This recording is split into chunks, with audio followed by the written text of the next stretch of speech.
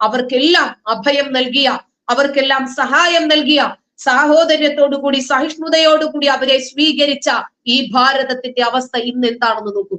അഫ്ഗാനിലെ താലിബാനുകൾ പിടി ഉയർത്തിയ സമയത്തും സ്വതന്ത്ര ഭാരതം ഉണ്ടായിരുന്നു അഭയാർത്ഥികളായ അഫ്ഗാനികളെ സ്വീകരിക്കാൻ.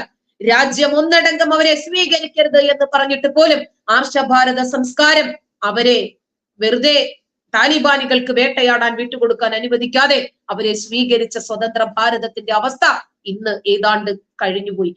യഹൂദന്മാർ ലോകമെമ്പാടും പീഡിപ്പിക്കപ്പെട്ട സമയത്ത് പേർഷ്യയിൽ നിന്നും, അതായത് ഇന്ന് കണ്ടില്ലേ ഇബ്രാഹിം റൈസി മരണപ്പെട്ട ഇറാൻ, വർഗീയ അധിനിവേശത്തിന്റെ പേരിൽ പലായനം ചെയ്ത ടാറ്റ, നമുക്കറിയുന്ന വസ്തുതയാണ് ഇതെല്ലാം. ഫിറോസ് ഗാന്ധി, ആരാ ഫിറോസ് ഗാന്ധി? ഇന്ദിരാഗാന്ധിയുടെ ഭർത്താവ്. എന്താണ് അയാളുടെ പേര്? ഫിറോസ്. ആലോചിച്ച് വെച്ചാൽ മതി എന്തുകൊണ്ടാണ് ഈ ഭാരതത്തെ തീരെഴുതി കൊടുക്കാൻ അവർ തയ്യാറായി.